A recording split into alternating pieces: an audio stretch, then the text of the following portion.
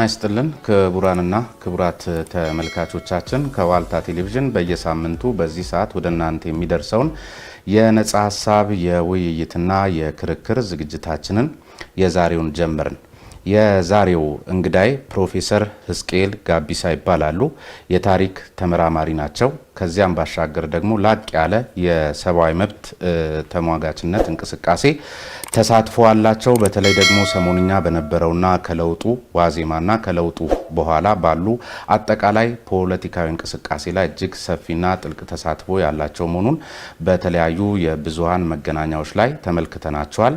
በተለይ ደግሞ በተለያዩ መድረኮች ላይ በሚያደርጓቸው ዲስኮርሶችና ሴሚናሮች በስፋት እናውቋቸዋለን።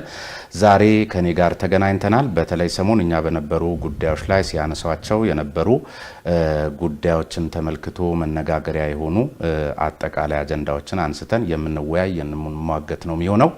ስሜነ ባይፈርስ ነኝ። አብራችሁኝ እንድትቆዩ በአክብሮት ጋብዛለሁ።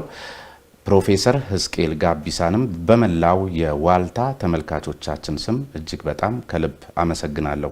እንኳን ደህና መጡ ፕሮፌሰር።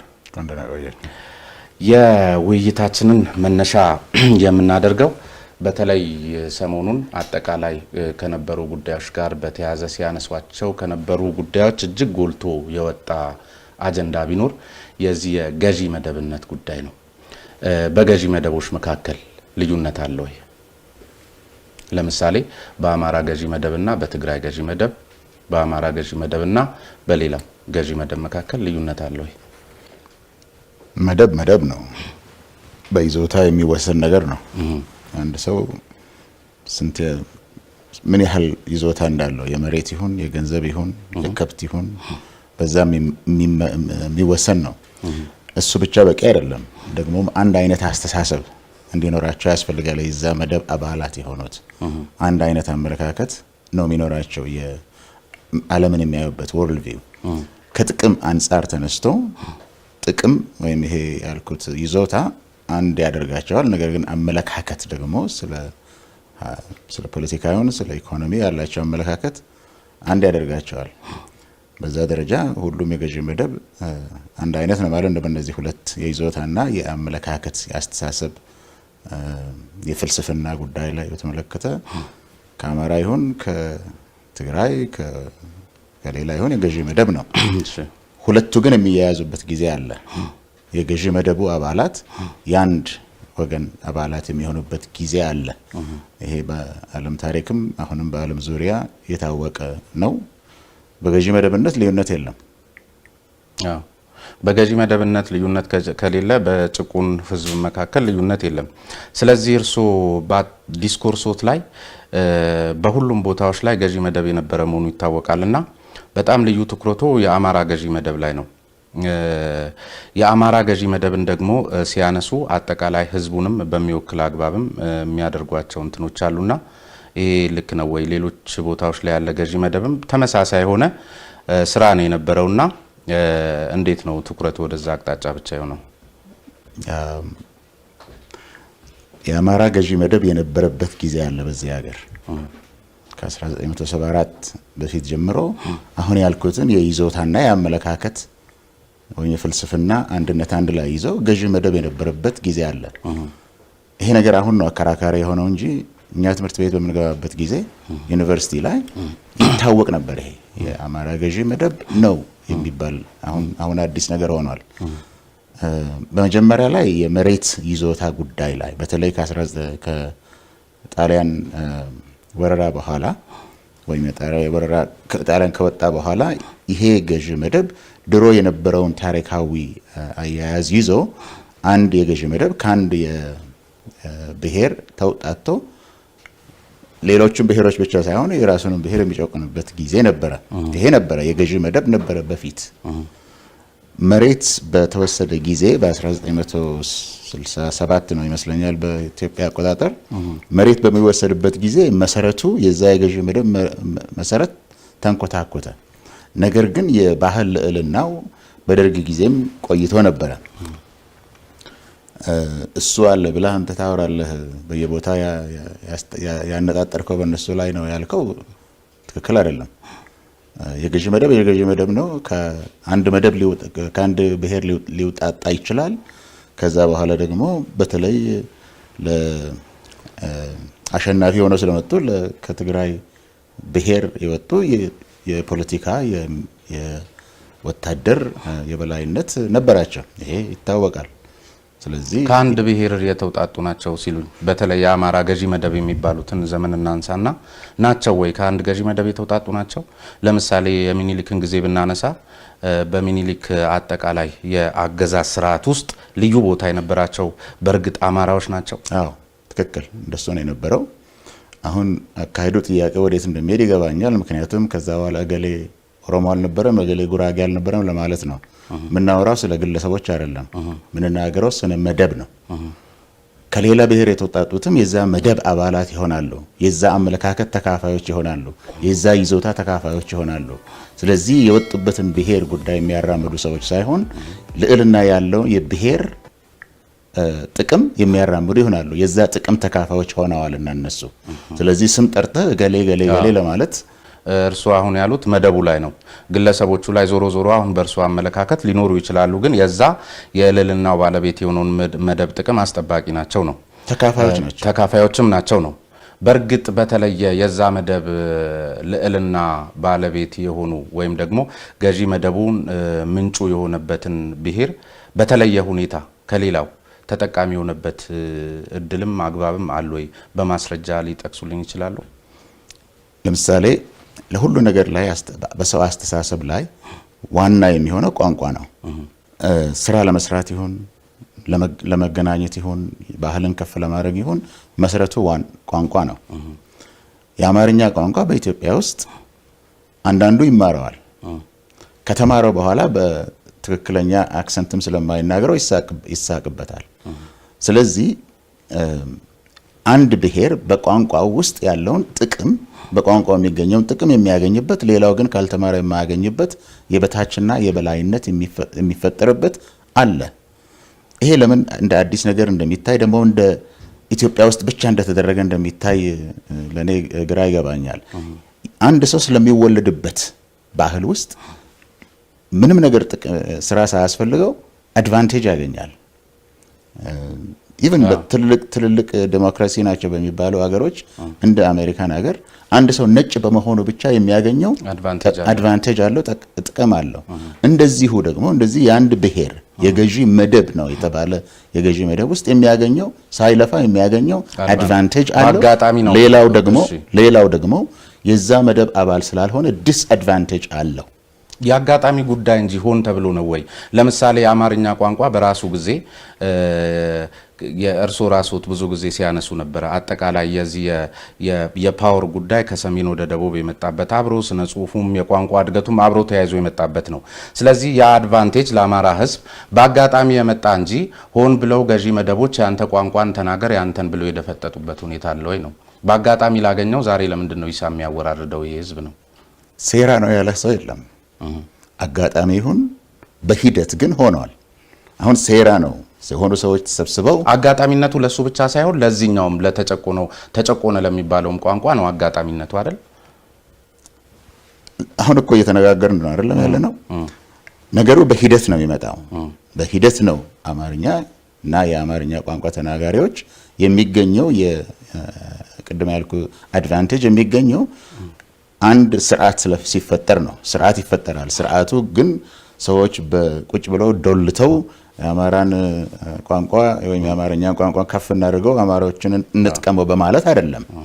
ይሄ በታሪክ ሂደት ውስጥ ይመጣል፣ ይፈጠራል።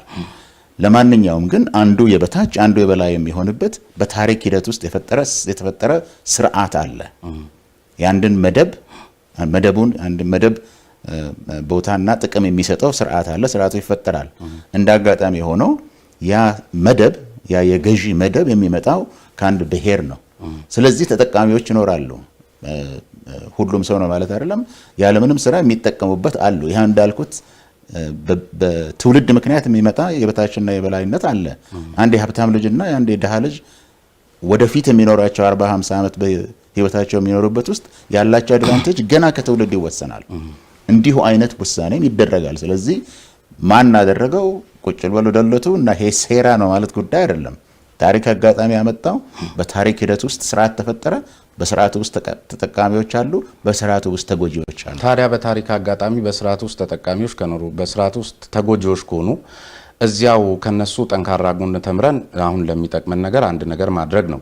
በታሪክ አጋጣሚ የተጎዱና በታሪክ አጋጣሚ የጎዱ አካላት ዛሬ ከሳሹም ተከሳሹም በሌለበት ሁኔታ ላይ ያን ታሪክ እያነሱ ዛሬ ላይ መነታረክ፣ በተለይ ደግሞ ያ ጎድቷል ገፍቷል የሚባለው አካል በተለይ የኦሮሞ ብሔርም ብቻ ሳይሆን በሌሎችም መልኩ በሚታዩ ሌሎችም እንደዚሁ በተለያየ ቦታ ላይ ያደረጓቸው የግጭት አይነቶች ስላሉ በዚያ ደረጃ የአሁኑ ትውልድ ይሄን ሂሳብ የማወራረድ ግዴታ አለበት ወይ? ለምንድን ነው ሁልጊዜ ይሄ ጉዳይ እየተነሳ የሚጣለው ነው? እናንተ ናችሁ የምታነሱት። እናንተም ናችሁ በጥናቶቻችሁ የምታነሱት።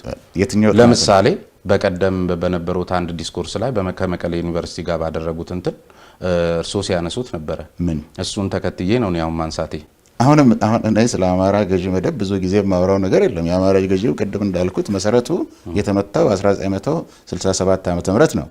በ1991 ደግሞ የነበረው ቀድሞ ተሰርቶ የነበረው የባህል ልዕልና አለ።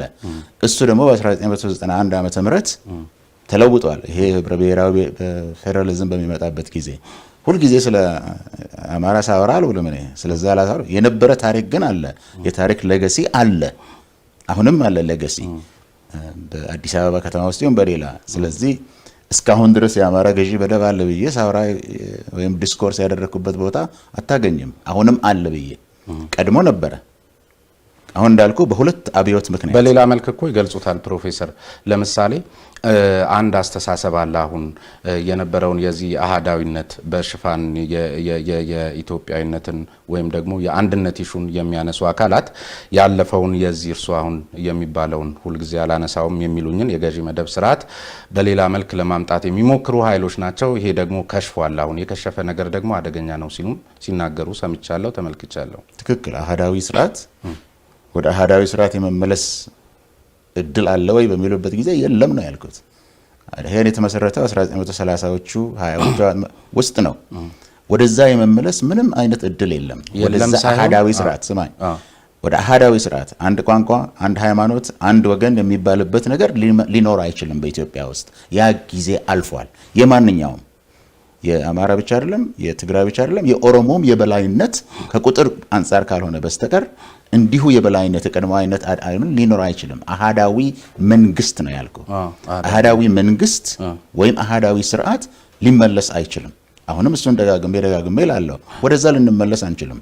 ምክንያቱም እዚህ ሀገር ውስጥ ትግል የተደረገው ለእኩልነት ነው፣ ለነጻነት ነው፣ ለዲሞክራሲ ነው፣ ለህዝብ የስብዕና ክብር ነው።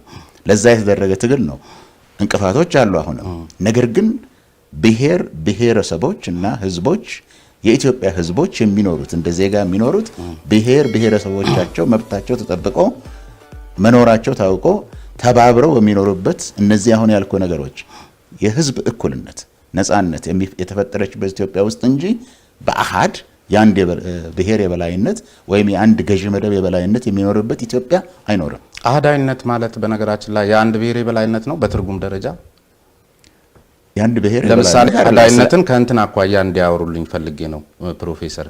ኮንሰፕቹዋሊ ለምሳሌ ዓለማችን ላይ 28 ሀገሮች አይበልጡም በፌዴራላዊ ስርዓት የሚተዳደሩት። አብዛኞቹ ሀገራት አሃዳዊ ናቸው። በሱ ኮንሰፕት መሰረት አሃዳዊነት መብት አይደለም ወይ? ለአሃዳዊነት ታግዬ ሀሳቡ ካሸነፈ ምንድነው ችግሩ? በሀሳብ ለምን አንወዳደርም? አይቻልም ብሎ ሙግት ምንድነው?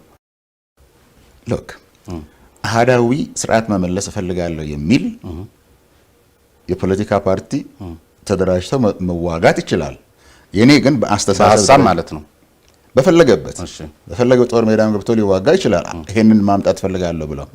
እኔ ግን በአስተሳሰብ ደረጃ ሳየው ከኢትዮጵያ የታሪክ የሀገረ መንግስት መስረታ ታሪክ አንጻር ሳየው ባለፉት 50 ዓመታት በተደረጉ ትግሎች አንጻር ሳየው አሁን በደረስንበት ደረጃ አሁን ባለንበት የእውቀትና የትግል ስልት ደረጃ ወደ አሃዳዊነት አንመለስም የሚል አስተሳሰብ ነው ያለኝ። አስተሳሰብ ነው ያልከው፣ አስተሳሰብ ነው ያለኝ። ይህንን የሚሟገቱ ሊኖሩ ይችላሉ። እኔ ግን እንደ አስተሳሰብ ደረጃ ወደዛ ልንመለስ መሰረታዊ የሆነ ኢኮኖሚያዊ፣ ባህላዊ፣ ፍልስፍናዊ መሰረት የለውምና ልንመለስ አንችልም ነው የምለው። ስለ አስተሳሰብ ነው የማወራው። ይህንን ሀሳብ ይዘው የሚሟገቱ ካሉ ሊቀጥሉ ይችላሉ። አብረን ልንኖር እንችላለን ለዘመናት። እኔ ግን አሁን እንዳልኩ ነው ምንም ሞራላዊና ኢኮኖሚ ፖለቲካዊ መሰረት ፍልስፍናዊ መሰረት ስለሌለው ወደዛ እንመለስም። ምክንያቱም ወደዛ ማንመለስ ምክንያት የታሪክ ሂደት ብያለሁኝ። እዚህ ሀገር ትግል ሲደረግ የነበረው አሃዳዊ ስርዓት የፈጠረውን አንዱን ብቻ ጠቅሞ ሌላውን የሚያገል ስርዓት ስለነበረ ነው። እንዲህ አይነቱ ስርዓት ወደ ኢትዮጵያ ውስጥ እንዳይመጣ ነው ትግል ሲደረግ የጀመረው ከኢትዮጵያ ተማሪዎች እንቅስቃሴ ጀምሮ ትግሉ ለነዚህ ነገሮች ነው የተደረገው። ወደዛ እንመለሳለን ማለት ችግር መፍጠር ነው፣ ጦርነት መፍጠር ነው፣ ኮንፍሊክት መፍጠር ነው። ስለዚህ ወደዛ የምንመለስ አስተሳሰብ አይኖርም ነው ያልከው። የዜግነት ፖለቲካን ማራመድ ማለት አሃዳዊነትን ማራመድ ነው። ምን ማለት ነው? እኔ የዜግነት ፖለቲካ ምን ማለት እንደሆነም አላውቅም።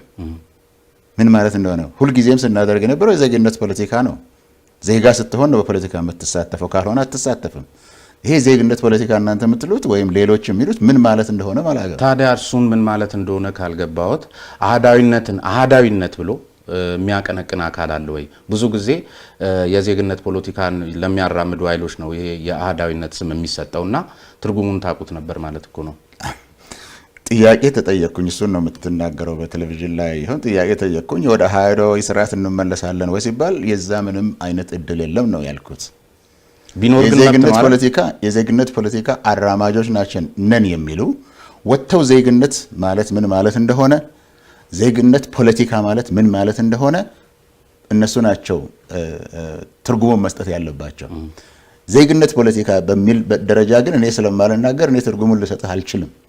እዚህ ሀገር የሚኖረው ፖለቲካ አንደኛ የብሔር ህብረ ብሔር የሆነ ፌደራሊዝም እሱ ነው አንድ ቻንስ ያለው እቺን ሀገር አንድ ላይ ሊያቆይ የሚችል እምነት ነው ያለው። አዎ ግን መንግስታዊ መብት ነው አሃዳዊነትን ይዞ በአደባባይ ፓርቲ አቋቁሞ መከራከር መብት ነው። አሃዳዊነትን የሚሰብኩ ኃይሎች በግልጽ እንኳ ባይኖሩ ብዙ ጊዜ የዜግነት ፖለቲካን የሚያራምዱ ኃይሎች ላይ በቀደም እዛ መድረክ ላይ ባየሁት አግባብ አንዳንድ ጊዜ ከመውቀስም አልፎ መሳለቅንም በሚመስል አግባብ እየተመለከትን ስለሆነ አንድ ሀገር ዲሞክራሲያዊት ነች እስከተባለ ድረስ እንደውም እዛው መድረክ ላይ ራስዎትም ገልጿል። 3 አማራጭ አለ። አሃዳዊ ሆኖ ዲሞክራቲክ፣ ፌዴራላዊ ሆኖ ዲሞክራቲክ እንደገና አንድ ገልጸው ነበርና መልሶ አሁን ደግሞ የአሃዳዊነት ትርጉም አይገባኝም ሲሉም እሱ መሳለቅ አይሆንም። ዜግነት ፖለቲካ ነው ያልኩት። አሃዳዊነት ስርዓት ነው፣ እሱን አውቃለሁ በዚህ ሀገር። ስለዚህ አማራጭ ከሆነ እሱን ይዞ መታገል ህገ መንግስታዊ መብት ነው ነገርኩህ። አሁን እኮ እኔ ከዛም የበለጠ ሌላ ህገ መንግስታዊ መብት አለ ለመታገል። እኔ ቻንስ አይኖረውም ነው ብዬ ነው የምታገለው። እኔ ማስተሳሰብ ደረጃ ነው። በምን ገመገሙት ቻንስ እንደማይኖር? አሁን ስነግርህ እኮ ነበረ። እዚህ ሀገር በሞራላዊም የሆነ ታሪካዊም የሆነ ፖለቲካዊም የሆነ መሰረት የለውም። ምክንያቱም ትግል ሲደረግ የነበረው ባለፉት 50 ዓመታት አንድ ወጥ ስርዓትን ለማምጣት አይደለም። ምክንያቱም ችግሩ የነበረው አሳታፊ ስላልነበረ፣ ቀድሞ የነበረው ስርዓት አሳታፊ ስላልነበረ በብሔር ስለሚያገል በዛም ጥያቄ ነበር እኮ የብሔረሰቦች ጥያቄ የሚባል ጥያቄ በኢትዮጵያ ውስጥ ነበረ። እነሱን መልስ ለመመለስ ህብረ ብሔራዊ ፌዴራሊዝም ነው መልሱ ብዬ ነው የማምነው። ሌላ ደግሞ አይደለም። ህብረ ብሔራዊ የሆነ ፌዴራሊዝም አሁን ባለው የኢትዮጵያ ህገ መንግስት ነው ደግሞ ስሙ ራሱ፣ ምክንያቱም የማስተዳደሪያ ዶክመንት ነውና በዛ መሰረት የተመሰረተው ህብረ ብሔራዊ ፌዴራሊዝም ነው ለዚህ ሀገር የሚጠቅመው ብዬ ነው የማምነው። ባለፉት 50 ዓመታት የነበረ ማህበረሰብ እኮ ዛሬ ላይ ቆሞ እሱን አይነት አስተሳሰብ ማራመድ የማይቻልበት እድል ይኖራል። አዲሱ ትውልድ ባለፉት 50 ዓመታት ትግል ሲደረግበት የነበረው የሚሉት ለምሳሌ ኢህአዴግ የነበረበትን ሁኔታ ዛሬ ላይ የኛ ኢሹ አይደለም የሚል ትውልድ ሊኖር ይችላል። ለምሳሌ አንዳንድ ጥናቶች የሚያመለክቱት በተለይ ውህድ ማንነት ያላቸው አካላት አብዛኛው የከተማ ውስጥ የሚኖር ማህበረሰብ ይሄ እርሱ የሚሉትን ህብረ ብሔራዊ ወይም ደግሞ ብሔር ተኮር የሆነውን አስተዳደራዊ ስርዓትና ፌዴራላዊ ስርዓት አይፈልጉትም። በተግባርም እንደምናየው ዛሬ እያናጨን ያለው እሱ ነውና ምን ማለት ነው ቻንስ የለውም ማለት? እኔ ዛሬ 20 ዓመት ወይም 30 ዓመት ወደፊት የሚሆነውን አይደለም አውራው አሁን ያለንበትን ሁኔታ በማየት ነው። አሁን ያለንበትን ሁኔታ ደግሞ የማየው ከመጣንበት ታሪካዊ ሂደት አንጻር ነው። ከዛ አንጻር እኔ የሚመስለኝን እናገራለሁ ለአሁኑ ሰዓት የሚያስፈልገውን። ሌላ ትውልድ ደግሞ የራሱን ትውልድ የሚኖርበትን የፖለቲካ ስርዓት እየቀየሰ ይኖራል፣ እያስተካከለ እያሻሻለ ይኖራል። ስለዚህ ዛሬ 30 ዓመት ይሄ ለአዲሱ ትውልድ ያልከው የሚፈጥረውን የራሳቸውን ነው። እኔ እዚህ ዛሬ ያለውንና ምናልባት በሚቀጥሉት 20-30 ዓመታት መሆን ይገባዋል ብዬ ማምነውን ነው የምናገረው። ዛሬ ያሉት ወጣቶች ያን አይሹትም ብዬ ነው እኔ። እሺ አንተ እነሱ ለመናገር የምትችል የዛ ቡድን አባል ካልሆንክ በስተቀር በእድሜ እነሱ ለራሳቸው ይናገራሉ። ግን ውህድ ማንነት ያልከው ነገር አለ። ምን ማለት ነው ውህድ ማንነት? ከአንድ በላይ ብሔር ከሆኑ ቤተሰቦች የተወለደ ቤተሰቦቹ አንዱ አማራ አንዱ ኦሮሞ ሊሆን ይችላል። ሰውየው ግን ሊመርጥ አይችልም ማለት አይደለም። እንደኔ አስተሳሰብ ማንነት አንተ የምትመርጠው ነገር ነው እንጂ በደም ውስጥ ያለ አይደለም። ስለዚህ አባቱ ኦሮሞ ነውና እናቱ ትግራይ ወይ አባቱ ኦሮሞ እናቱ አማራ፣ ስለዚህ ውሁድ ማንነት የሚባል ነገር እኔ አላምንበትም። ለምን? ማንነት የሰው የግለሰቡ ምርጫ ነው። አባቴ ሁለቱ ተገኘ እኮ ተፈጥሯዊ ነው። የለም እንደሱ አይነት ነገር። ምን ማለት ነው? አንዱ ከአንዱ ለመብለጡ ምንድነው መነሻው? እናቴ ኦሮሞ ሆና አባቴ አማራ ከሆነ እንዴ እናቴም እናቴ ነች አባቴም አባቴ ነው። እና ከአባትና ከእናት ምንድነው የምታገኘው? ለምን መርጣለሁ? ሁለቱም ለኔ እኩል ናቸው። ኖ ምንድነው የምታገኘው ከእናትና ከአባት? ሁለት ማንነት ደም ነው አይደለም? ኦኬ ማንነት የደም ጉዳይ አይደለም። እሺ ማንነት የዛ ጉዳይ አይደለም። ማንነት ስትወለድ ማንነት የለህም። ስንደው ኦሮሞ ሆነ አትወለድም፣ አማራ ሆነ አትወለድም፣ ሰው ሆነ ነው የምትወለደው። ነገር ግን ወላጆች ሶሻላይዝ ያደርጉሃል። ትምህርት ባህሉን ያስተምሩሃል፣ አኗኗሩን ያስተምሩሃል፣ ምኑን በዛ ምክንያት ያንተ ስነ ልቦና ያንድ ወገን እየሆነ ይመጣል። ከዛ በኋላ አንተ ማንነትን ትወስናለህ። ለምሳሌ በኦሮሞ ሀገር ከአማራ እናትና አባት ተወልደው በኦሮሞ ነጻነት ግንባር ውስጥ ሲዋጉ የነበሩ ሰዎች አሉ። እነዚህ ሰዎች እናትና አባቶቻቸው አማሮች ናቸው። እናትና አባቱ አማሮች ናቸው። እሱ ግን ኦሮሞነትን ወስዶ እሷ ግን ኦሮሞነትን ወስዳ ተቀብላ የዛ ማህበረሰብ አባል ሆና እስከ መብት ትግል ሁሉ ውስጥ የሞቱ አሉ። እና ስለዚህ ማንነት ከላይ የሚሰጥህ ነገር አይደለም፣ ተፈጥሯዊ አይደለም። እንዴ ነው እንጂ አይደለም። እርሶ ራስዎት እኮ ሲጠቅሱ ማለት ወይ ራሳችንን ካላታለን በስተቀር የደም ጉዳይ እስከሆነ ድረስ ከእናቴም ቆይ ዜግነት ነው እንጂ የምርጫ ጉዳይ መወለድ ደም የምርጫ ጉዳይ ሊሆን እንደማይችል እርሶም በተለያዩ መድረኮች ላይ ሲያወሱ ሰምቻለሁ። እንዴት ምን ለማለት ነው? አይደለም ይሄንን አጣርተህ መምጣት ትችላለህ አንተ። እኔ እምለው ግን ማንነት ራሱ ዜግነት አይደለም። ዜግነት ህጋዊ ነገር ነው። ማንነት ባህላዊ ነገር ነው። ያደክበትና የኖርክበት ባህል ማንነት ይሰጣል። የኔ ዘመዶች አሉ። እኔ አሁን ነቀምት ስላደኩኝ ወላጆችን በዛ ባህል ውስጥ ስላዘው የዛን ስነ ልቦና ነው ያለኝ። የኔ ግን የአክስቶቼ ልጆች እናታቸው አባታቸውም ኦሮሞ የሆኑ እነሱ ግን አዲስ አበባ ውስጥ ያደጉ እዚህ ያደጉበት ባህል አማርኛ በመናገር ያደጉበት ባህል ነው ማንነት የሰጣቸው።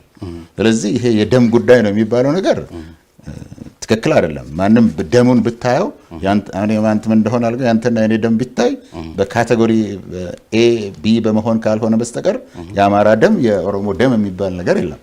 ማንነትም አንተ የምትመርጠው ነው። ኢቭን ዛሬ እናቶቻቸውና አባቶቻቸው ኦሮሞዎች ሆነው የነበሩ ነገር ግን ማንነት አጥተው ቆይተው የነበሩ ዛሬ ግን ኦሮሞ ነኝ ብለው ኦሮሞኛን እንኳን በትክክል ሳይናገሩ ነኝ ብለው የሚመጡትን አይደለህም ብዬ ለመከልከል ለመስጠትም ለመከልከልም መብት የለኝም ነኝ። ስለዚህ ማንነት ያደክበትና የሆንክበት ያ ማንነት ያገኘህበት ባህል ውጤት ነው እንጂ የህግ ጉዳይ አይደለም። ሰርቲፊኬት የሚሰጥበት ጉዳይ አይደለም። ምርጫ የሚሆነው መግቢያ ፖይንቶች አሉ። ከገባህበት በኋላ እኔ ኦሮሞ ነኝ ካልክና ከተቀበልክ አንተ አማራ ነኝ ብለህ ከተቀበልክ ግዴታ የለም፣ የሚከለክልህ የለም። እንዴት የለም? ማን ነው የሚከለክልህ? አንተ አባቴ መገለጫ አለው እኮ። ለምሳሌ እኔ ዝም ብዬ ገብቼ ኦሮሚያ ክልል ውስጥ ኦሮሞ ነኝ ስላልኩ እኮ የሚሆን ነገር አይደለም። ክልል አይደለም ኦሮሞነትን የሚሰጥህ። አሁን ደጋግሜ ተናግሬያለሁ። ማንነት የሚሰጥህ ያደክበት ወላጆችህ መጀመሪያ ሶሻላይዝ ያደርገዋል።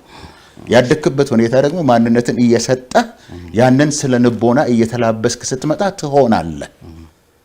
አንድ ሰው ግን እኔ ኦሮሞ ነኝ ባለበት ጊዜ አባትና እናቱ ላይሆኑ ይችላሉ። እኔ ብዙ ጓደኞች አሉኝ አሁንም አባትና እናቶቻቸው ኦሮሚያ ክልል ውስጥ ሲኖሩ የነበሩ ነገር ግን ልጆቹ ያደጉበት ባህል ነው ማንነትን የሰጣቸው እንጂ ከእናትና ከአባቱ የወሰደው ደም አይደለም።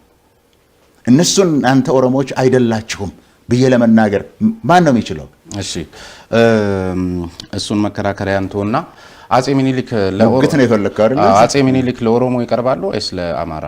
እኔ አጼ ሚኒሊክን ስለማላውቃቸው ለማን እንደሚቀርቡ አላውቅም። እንዴት አያውቋቸውም? አጼ ሚኒሊክ እኮ በተለያየ መልክ የሚወሱና ትልቅ ታሪክ ያላቸው አካል ናቸው። እንደ አንድ የአገር መሪ የፖለቲካ መሪ ነው የማውቃቸው። ለማን ሲቀርቡ እንደነበረ ግን በግላቸው እኔ አላውቅም። ነገር ግን በተለያየ ዲስኮርሶች ላይ ደግሞ ለአማራ የሚቀርቡና በተለይ ደግሞ ኦሮሞን ሲገፉ የነበረ መሆኑን በሚያወሳ አግባብ ነው የሚገልጿቸው። እርሱ እንዴት ዛሬ ያላቃቸው ይላሉ? የትኛው ላይ እንደሱ እንዳወራ ልትነግረኝ ትችላለህ። ለማንኛውም ግን አጼ ምኒልክ የስርዓት መሪ ናቸው፣ የሀገር መሪ ናቸው። ሲያራምዱት ከነበረ ፖሊሲ በመነሳት እንደዚህ ናቸው ለማለት ትችላለህ። ካለበለዚያ በስተቀር ለገሌ ይቀርባሉ ለገሌ አይቀርቡም የሚለውን ነገር ስለማላቃቸው እንደ ግል ሰው አላቀም። ምናልባት ኦሮሞ ጓደኛ እኔ ምለው የታሪክ ተመራማሪ ሆኖ አጼ ሚኒሊክን አላውቃቸውም ያስኬዳል? እንደ ፖለቲካ መሪ ነው የማውቃቸው። ጥያቄ ይስተካከል። አንተ ያልከው አጼ ሚኒሊክ እንደ ፖለቲካ መሪ ፖለቲካቸውን ሲመሩ ዛሬ በብሔርተኝነት አይን ለማን ይቀርባሉ? ለየ ጥያቄዎቹን ለማን ይቀርባሉ ነው ያልከው።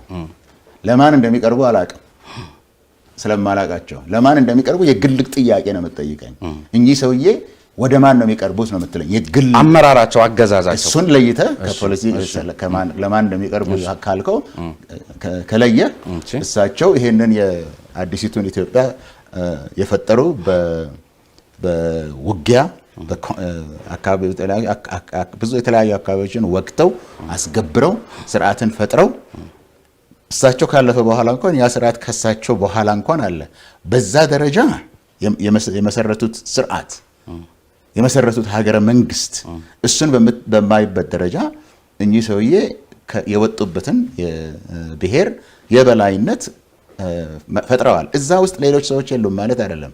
ወደ እሳቸው ተጠግተው የነበሩ ሁሉ የዛ ጥቅም ተካፋዮችና የዛ ልቦና ተካፋዮች የሆኑት የስርዓቱ አስተዳዳሪዎች ነው የነበሩት። ያ ስርዓት ለኦሮሞ አይጠቅምም ነበር። ያ ስርዓት ለአፋር አይጠቅምም ነበር። ያ ስርዓት ለሶማሊያ አይጠቅምም ነበር። ለወላይታ አይጠቅምም ነበር። ጠቅመው አልነበረም። ታሪክ ግን ከነሱ ሲጀምር ወይም ደግሞ እንደነሱ ሲወሳና በተደጋጋሚ ሲነሳ አይጀመርም። ጥላቻ አይመስልም ወይ ነው እሳቸው ላይ ያነጣጠረው ነገር? እሳቸውን ስለማያውቃቸው ልጠላቸው ልወዳቸውም አልችልም። ስርዓት ነው ማወራው ነው። ህዝብ በሚፈለገው ደረጃ ተወክሏል፣ ህገ መንግስቱ ሲረቅ በሂደቱ የሚል ነገር አንስተዋል። ምንድን ነው ማሳያውት? በዛ ጊዜ የተደረገው ነገር ነው ማሳያው። እሺ የደርግ ስርዓት የወደቀበት ጊዜ ነው። በፓርቲ ደረጃ የተደራጀ ወገን ሁኔታ አልነበረም። ፓርቲዎች አልነበሩም። በደርግ ጊዜ ኢሰፓ ብቻ ነው ፓርቲ የነበረው። ስለዚህ ፓርቲዎች አልነበሩም። ነገር ግን ኢሰፓን እና የኢሰፓን መንግስት ቀናቅነው ታግለው ያሸነፉ ነበሩ። እነሱ ተሰበሰቡ። እዚህ ቦታ ላይ የሽግግር ጊዜ ቻርተር ጻፉ። በሽግግሩ ጊዜ ግን የህገ መንግስት አርቃቂ ኮሚሽን አቶ ክፍሌ ወዳጆ ነው መሰለኝ የሚመራው የነበረው እና አቶ ዶክተር ነጋሶም ነበሩበት። ኮሚሽን ነበረ። ያ ኮሚሽን ምሁራንን፣ ሽማግሌዎችን፣ ሃይማኖት መሪዎችን፣ ሴቶችን ምን ብሎ አሳትፏል። እንደሱ ብቻ ነው ያሳተፈው? ፕሮፌሰር በመሪ ድርጅት ደረጃ አልተወከሉም ነበሩ? በመሪ ድርጅት ኦነግ እንደ ኦነግ አልተወከለም? እነሱ ስልህ እኮ አሸንፈው የመጡ ስልህ እኮ እነሱ ናቸው። እሺ አዎ ኦነግ እንደ ኦነግ ይሁን እንደ ኤክስፐርት ይወከል ግልጽ የሆነ ነገር የለም። ግን እነሱ ራሳቸው የህገ መንግስት አርቃቂ ኮሚሽንን በሚያደርጉበት ጊዜ ከፓርላማው ጋር አንዳናደርገው የህዝብ ተወካዮች ምክር ቤት የነበረው ህገ መንግስት አርቃቂ ኮሚሽን ውስጥ የፖለቲካ መሪዎች ነበሩ፣ የህዝብ አስተሳሰብ መሪዎች ነበሩ፣ የሃይማኖት መሪዎች፣ እነዚህ ሁሉ ተወክለዋል። በዛን ጊዜ ለመወከል በሚችልበት ደረጃ ተወክለዋል። ለምሳሌ አሁን አልተወከልንም የሚለው አካል እሱን ቆይ ለጊዜው እንተውና አሁን አልተወከልኩም ብሎ የተነሳው አካል የሚጠይቀው ጥያቄ ህገ መንግስታዊ ማሻሻያ ነው። ነገር ግን እስኪ ተወክለዋል የሚባሉትም አካላት ቢሆኑ ወይም ተወክለናል ብለው በመሪ ድርጅት ደረጃ የሚያስቡ አካላት ዛሬ ላይ ተነስተው ህገ መንግስታው በሚፈቅደው አግባብ ይሻሻልልን ቢሉ መብታቸው ነው። ትክክል። ስለዚህ እነዚህ አልተወከልንም የሚሉት አካላት ባለመወከላቸው ብቻ ሳይሆን ምክንያቱም ይፋ ያደረጉት ነገር ስላልተወከልን ብቻ አይደለም። በመሰረቱ አሁን ህዝቡም ሀገሪቷም ላለችበት አጠቃላይ የእድገት ደረጃ የማይመጥን ህገ መንግስት ስለሆነ ማሻሻያዎች የሚያስፈልጉት አንቀጾች ስላሉ እሱ ይሻሻል የሚልም አስተሳሰብ ቢያራምዱስ አይችሉም? መብታቸው ነው።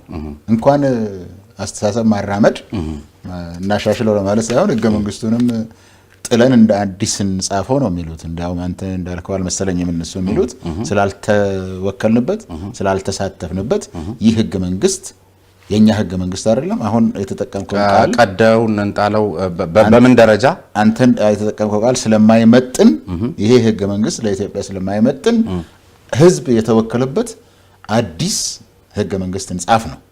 በምን ደረጃ አሁን እንግዲህ ጥያቄ ሲቀርብ ብዙ ጊዜ ግለሰቦች በተለያየ መልኩ ሊያነሱ ይችላሉ። የዛ ማህበረሰብ አካል ነኝ ብለው የሚያነሱ ግለሰቦች ሊኖሩ ይችላሉ። ነገር ግን ያን ማህበረሰብ ሊወክል የሚችለው በህግ አግባብ ሊወክል የሚችለው ሁለት ኃይል ነው። አንደኛው ለምሳሌ ይሄ ጥያቄ የሚነሳው ከአማራ አካባቢ ነው ብለው የሚያስቡ አካላት አሉ። ነገር ግን መላው የከተማ ነዋሪዎችን በዚህ ደረጃ እንደ ግለሰብ ያነሳሉ።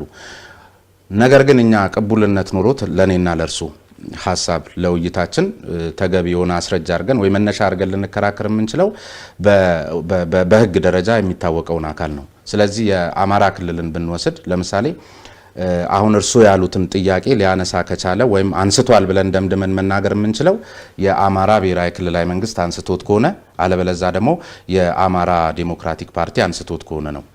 የአማራ ዴሞክራቲክ ፓርቲ ወይም ደግሞ የአማራ ክልላዊ መንግስት ስለማይመጥን አዲስ እናቋቁም ብሏል። እሱን አንተ አጣርቼ እኔማ ማሻሻያ ነው እኮ የሚለው እኔ የምሰማው ግን አየህ የአማራ ክልላዊ መንግስት ወይም የአማራ ዴሞክራቲክ ፓርቲ ያልከው አማራን የሚወክለው የአማራ ዴሞክራቲክ ፓርቲ አይደለም። አማራን የሚወክሉ ለምሳሌ የአማራ ብሔራዊ ንቅናቄ የሚልም አለ። እነሱም እኮ ኮንስቲትዩንሲ አላቸው።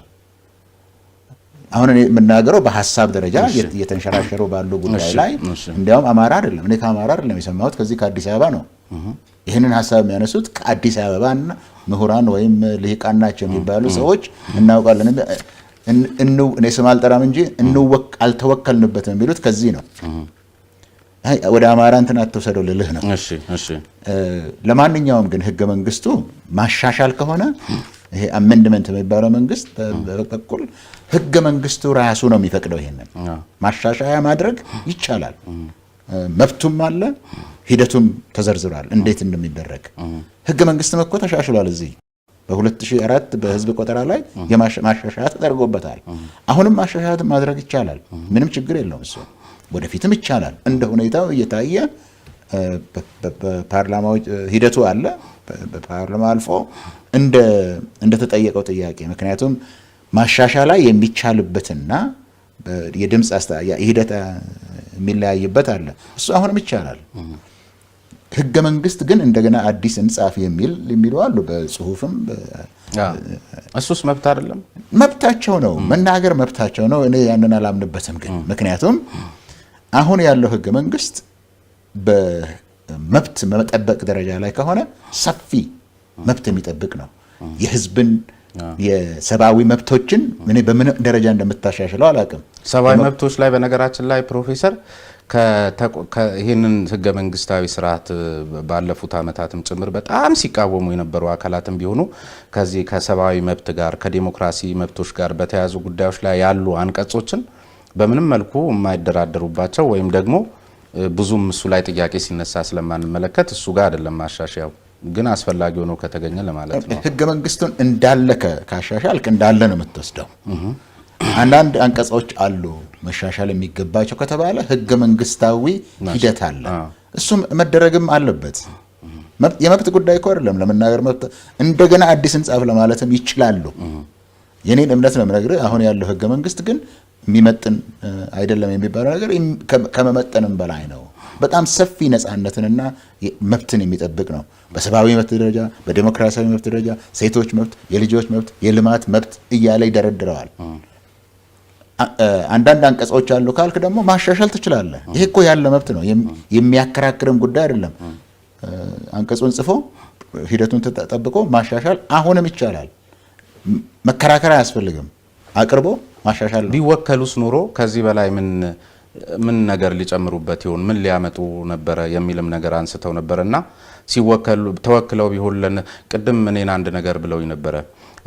በዚህ በፖለቲካ እንትን ውስጥ ቢሆን ኑሮ ብሎ ቋንቋ እርስዎ እንደው ምንድነው ያሉኝ አንካውንተር ምናምን ነገር ብለው ቀደም ሲል አንስተውልኛልና ተወክለው ቢሆን ኑሮ ምን ሊጽፉ ነበር ብሎ ነገር በራሱ ተገቢ ነው ወይ? ሲወከሉ ለነሱ አንተውም ተወክለው ቢሆን ኑሮ የሚያረጉትን ለነሱ እንተው ኑሮ ብሎ ትክክል ያዳመጥከው አይመስለኝም። እንደዚህ ነው። አሁን ህገ መንግስት ስላለን ይሄንን ህገ መንግስት ከዚህ የተሻለ ምን ሊጽፉ ነበር? አሁንም እንኳን እኮ ነበርና ኑሮ ያው ነው። አዎ አሁንም እንኳን እንጽፋለን እንደ አዲስ የሚሉት አዲስ ህገ መንግስት ሁሉ የተወከለበትን እንጽፋለን የሚሉ ሰዎች ቢኖሩ አዎ ወደ ኋላ አይደለም አወራው ነው። እሺ አሁን ይጻፍ ቢባል ከዚህኛው የተሻለ ህገ መንግስት ምን ሊጽፉ ይችላሉ ነው። እሱ ሲመጡ ሲጽፉ ነው ማየት አይሻልም ወይ? ለምን ህገ መንግስት እኮ አለ በምድሩ ላይ። ከዚህኛው የተሻለ ህገ መንግስት ማሻሻል ትችላለህ። አዎ ማሻሻል ይቻላል። የተሻለስ ማምጣት የሚቻልበት እድል የለም? በእኔ እምነት የለም። ቅድም የዓለም አቀፍ ህጎችን አንስተሃል። እነዚህ ዩኒቨርሳል ዲክላሬሽን ኦፍ ሂውማን ራይትስ እነዚህ አሁን አልዘረዝራቸውም፣ ግን ይሄ የሴቶችን መብት የሚጠብቀው የኢኮኖሚና የማህበራዊ ኮቨነንቶች ያሉት እነዚህ ሁሉ ህጎች ጋር ስታመሳክር እንኳን ለኢትዮጵያ ለአሁን ጊዜ የሚመጥን በዓለም አቀፍ ደረጃ ላይ እነዚህ መብቶች ተዘርዝረዋል። ከዚህ በላይ ምን ልትፈጥር ትችላለህ? እነዚህ ካሉት ቅድም ዩኒቨርሳል ቫሊዩስ ካልከው ከነሱ የተሻለ ምን ልትጠይቅ ትችላለህ? የኢትዮጵያ ህዝብ የሚጠይቀው ሰብአዊ መብት ነበር የሚጠይቀው፣ የዴሞክራሲያዊ መብት ነው የሚጠብቀው። እነዛ መብቶች ይከበሩልኝ የሚል ጥያቄ ነው የተነሳው። ለነዛ ጥያቄዎች መልስ ለመመለስ የሚያስፈልግ ህገ መንግስት ካለ እነዚህን የዓለም አቀፋዊ መብቶችን ተንተርሶ የተሰራ ህገ መንግስት አለ። አሁን ከሱ ሌላ ምን ልትጽፈው ትችላለህ? በነገራችን ላይ ግን የመብት መጨረሻ የሚባለው ደግሞ ማንም ይጻፈው ማንም በዓለም አቀፍ ስታንዳርድ ደረጃም በቃ አለ የተባለለትም ሊሆን ይችላል። በቃ እኔ ከሌለውበት ግን አልነበርኩበትም ብዬ ካሰብኩ ለምን የዓለም ቁንጮ የሆነ ነገር አይጻፍም? መብት አይደለም ወይንስ እንደዚህ ጋር? ስለዚህ መጠየቃቸው እሱ እኮ የመናገር መብትም እኮ እዛው ውስጥ አለ። ሐሳብ የማቅረብ መብት እኮ አለ። እነሱ እኮ መገደብም የለባቸው። እኔ ግን በአሁን ባለ እምነት አሁን ያንተ ቃል ነው መመጠን ያልከው ለዚህ ሀገር የሚመጥን አይደለም ሲባል ምን ቢሆን ነው የሚመጥነው? የቀረ ነገር ካለ መጨመር ይቻላል፣ ያልሆነ ነገር ካለ መቀነስ ይቻላል። ይሄ ሀገር ግን የቤተ መንግስት መጻፊያ ቤተ ሙከራ አይደለም። ኃይለ ሥላሴ አንድ ህገ መንግስት አላቸው። ደርግ ሲመጣ አዲስ መንግስት፣ ይሄኛው ሲመጣ ይጽፋል። ይሄንኑ ዝም ብለን ስንቦካን ነው የምንኖረው ማለት ነው። ይሄ ህገ መንግስት ተንተርሶ የተነሳበት በዓለም አቀፍ ደረጃ የታወቁ ህጎች አሉ። የዚህ አገር የፖለቲካ ጥያቄዎች አሉ።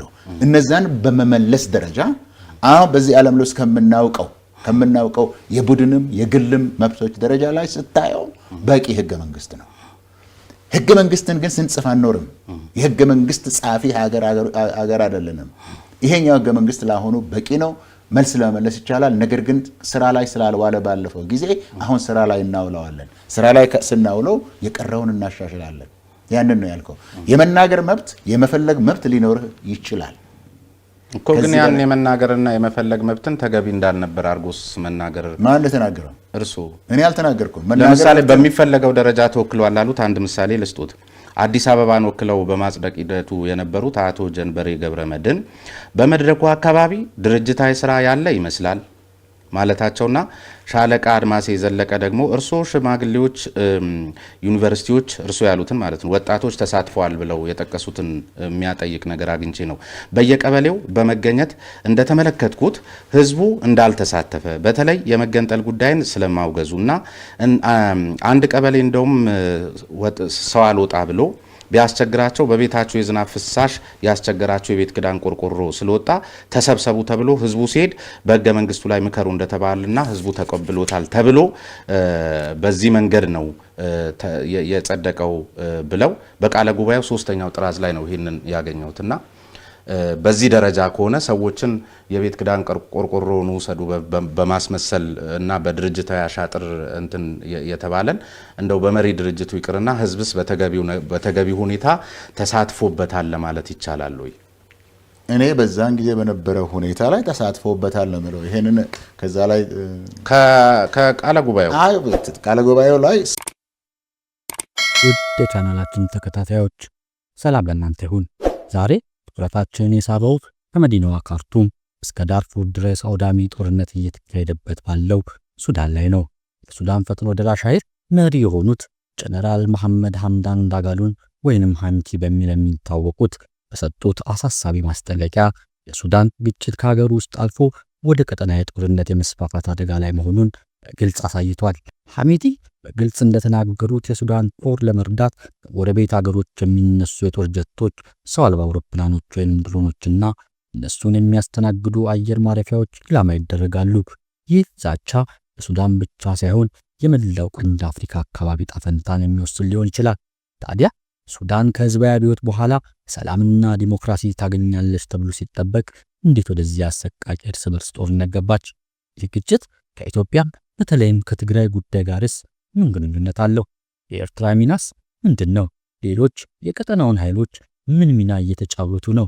በዚህ ትንተና የሱዳን ጦርነት ውስብስብ መነሻዎችና ከኢትዮጵያና ከኤርትራ ጋር ያለው አደገኛ ትስስርና ለወደፊቱ ሊከሰቱ የሚችሉ አስከፊ መዘዞችን በሰፊው እንመለከታለን። አብራችሁን ቆዩ።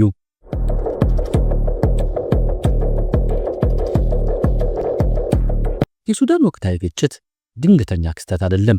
ስር የሰደዱ የፖለቲካ የኢኮኖሚና የብሔር ግጭት ውጤቶች ነው። ነገሩ የሚጀምረው በረጅሙ የኦማር አልበሽር አገዛዝ ዘመን ነው።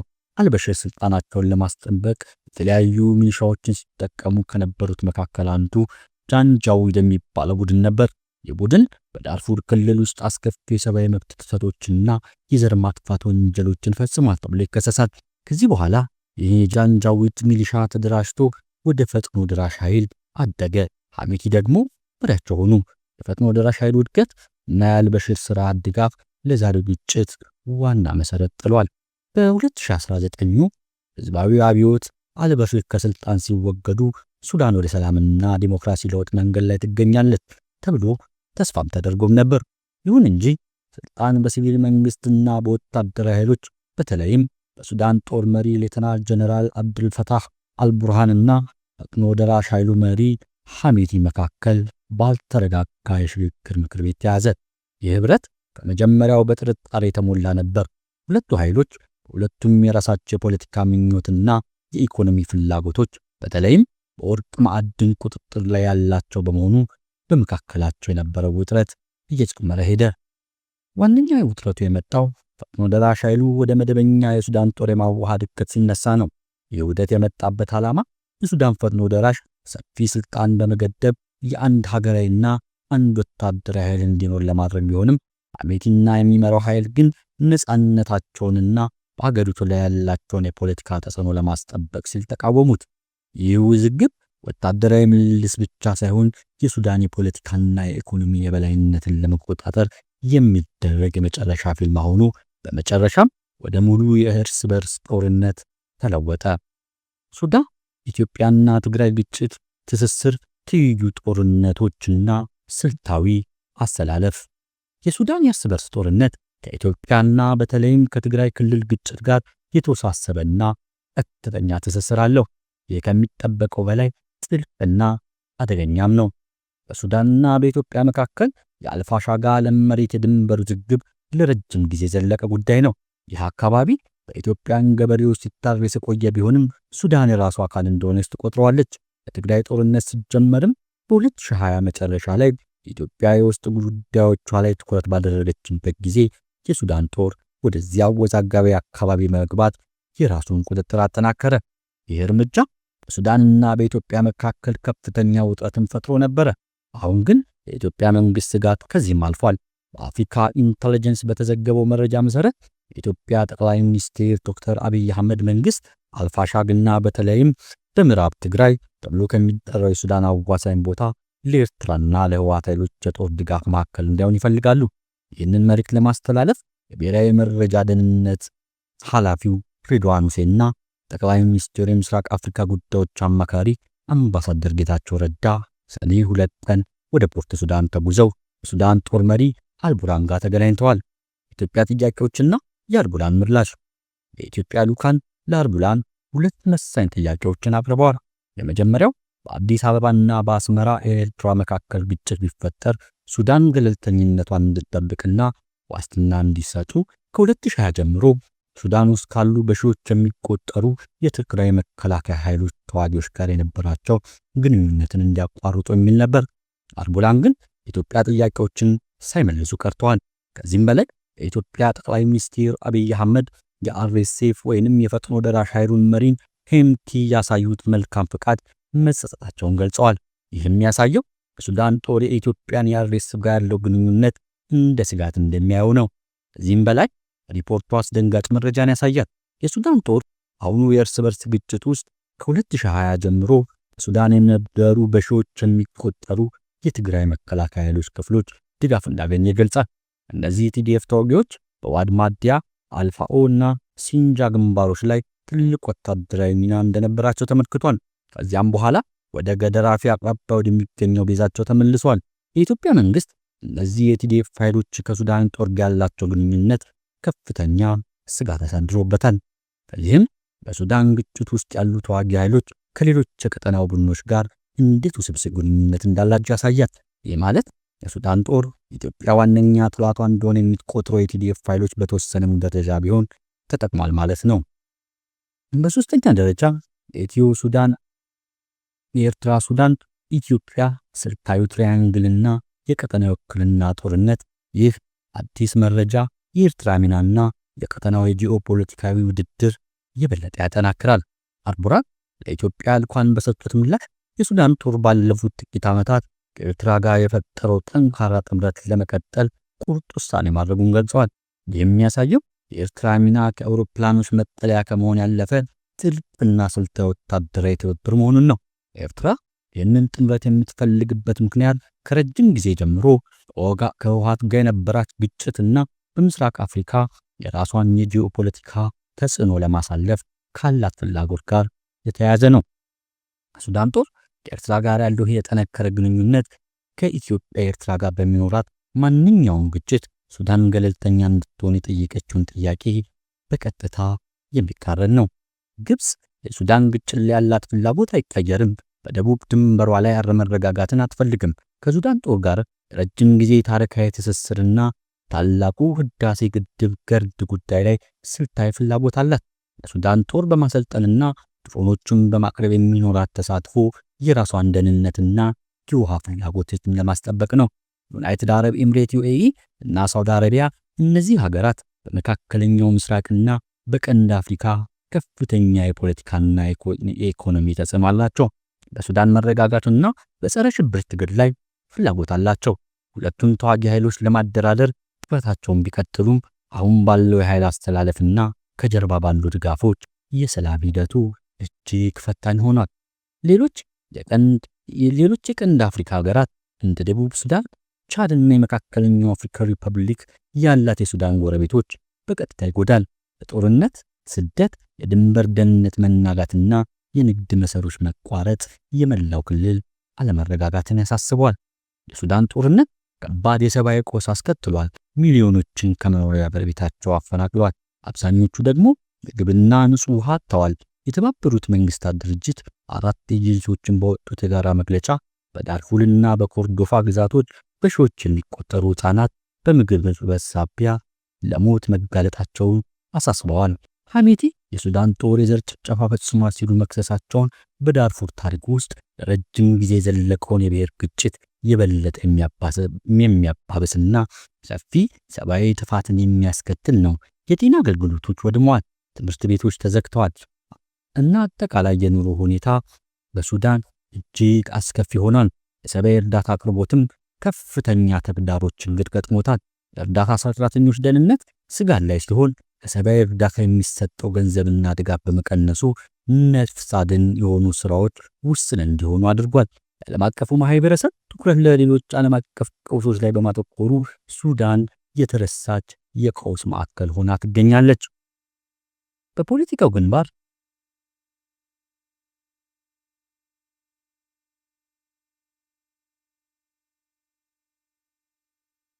በፖለቲካው ግንባር የሰላም ተስፋዎች እጅግ የደበዘዙ ናቸው። የሱዳን ጦር መሪ አልቡርሃን ከዳርፉር 24 ባደረጉት ቃለ ምልልስ በሱዳን ቀጣይ ዕጣ ፈንታ ውስጥ ፈጥኖ ደራሽ ኃይሉ ምንም አይነት ሚና አይኖረውም ብለዋል። ይህ ግትር አቋም በሁለቱ ኃይሎች መካከል ምንም አይነት የፖለቲካ መፍትሄ የሚታሰብ ሁኔታ እንደሌለ ግልጽ ማሳያ ነው። አርኤስኤፍ ደግሞ የካርቱምን ዓለም አቀፍ አውሮፕላን ማረፊያ ከተከፈተ በኋላ በተደጋጋሚ የድሮን ጥቃቶች መፈጸሙ አልቡርሃን በመጀመሪያው በረራ መምጣታቸው አልገታቸውም። የሱዳን ጦር የካርቱምን ሙሉ ቁጥጥር ማስጠበቅ እንዳልቻለና የአርኤስኤፍን የመዋጋት አቅም የሚያሳይ ነው። በተጨማሪም በሰነር እና በዳማዚን ከተሞች የኃይል ማመንጫ ተቋማት ላይ የአርኤስኤፍ ጥቃቶች የአገሪቱን መሰረታዊ አገልግሎቶች ለማውደም የህዝቡን ስቃይ የበለጠ አባብሰውታል። የሱዳን ግጭት በቀጠናው ላይ ትልቅ መዘዝ ሊያስከትሉ የሚችሉ በርካታ የወደፊት ሁኔታዎችን ያመለክታል። የረጅም ጊዜ እርስ በርስ ጦርነት ያለው የፖለቲካ መፍትሄ ጦርነቱ ለዓመታት ሊቀጥልም ይችላል። ሱዳን ወደ ተከፋፈለችና ደካማ ሀገር ይቀይራታል። የውጭ ጣልቃ ገብነት መጨመር በጎረቤት ሀገራትን በቀጥታም ይሁን በተዘዋዋሪ በግጭት ውስጥ እየተሳተፉ መምጣታቸው የሱዳን ቀጣይ የቀጠናው ሀገሮች ውክልና ጦርነት ሜዳ ሊሆን ይችላል። በተለይም በቲዲኤፍ በሱዳን ጦር ጎን መዋጋቱና የሱዳን ጦር ከኤርትራ ጋር የፈጠረው ጥምረት የኢትዮጵያ ስጋትን ከፍ በማድረግ በቀጠናው ሀገራት መካከል ያለውን ውጥረት ሊያባብሰው ይችላል። ጦርነቱ እየገፋ ከሄደ ሱዳን በአሸናፊዎች ወይንም በጎሳ መስመሮች ተከፋፍላ ሙሉ በሙሉ ወደ ተለያዩ አካላት ልትከፋፈል ትችላለች። በተጨማሪም የአሚቲ ማስጠንቀቂያዎች እውን ከሆኑ በሱዳንና በጎረቤት መካከል የሚደረገው ቀጥተኛ ወታደራዊ ግጭት መላው የአፍሪካ ቀንድ አፍሪካ ክልልን ሊያጠቃልል የሚችልበት ሁኔታ ይኖራል። ውድ ተመልካቾቻችን ሱዳን አሁን ባለችበት ሁኔታ ከፍተኛ አደጋ ላይ ትገኛለች። የውስጥ ጦርነቷ ከአገር አልፎ የቀጠናውን ሰላም እያሰጋ ነው። በተለይ በሱዳን ጦርና በቲዲኤፍ መካከል ያለው ግንኙነት እንደዚሁም የሱዳን ጦር ከኤርትራ ጋር የፈጠረው ጥምረት በኢትዮጵያ በኩል አዲስ ስጋትን ፈጥሯል። ይህ ውስብስብ ግንኙነት ለቀጠናው ሀገራት ለተለያዩ ግጭቶችን ሊያጋልጥ ይችላል። የሰብአዊ ቀውሱ አሳሳቢነት፣ የፖለቲካ መፍትሄ አለመኖሩና የቀጠናው ኃይሎች ጣልቃ ገብነት ለሱዳን ብቻ ሳይሆን ለመላው አፍሪካ አስከፊ መዘዝን ሊያስከትል ይችላል። ዓለም አቀፉ ማህበረሰብ ለሱዳን አፋጣኝና የተቀናጀ ትኩረት መስጠት አለበት። ይህ ካልሆነ ግን የቀንድ አፍሪካ ክልል ወደማይታወቅና አደገኛ የትግል አውድማ የሚለወጥበት እድሉ እየሰፋ ሊሆን ይችላል። ስለ ሱዳን ወቅታዊ ሁኔታ ያሉትን አስተያየት ጥያቄዎቹን ባለው ኮሜንት ቦታ ላይ እንድትጽፉልን እንጋብዛለን። የቻናላችን ቤተሰቦች ለመሆን ሰብስክራይብ ማድረግ፣ የደውል ምልክቱን መጫን አይርሱ። በሚቀጥለው ቪዲዮ እስከምንገናኝ መልካም ጊዜ፣ ሰናይ ቀን ይሁንላችሁ።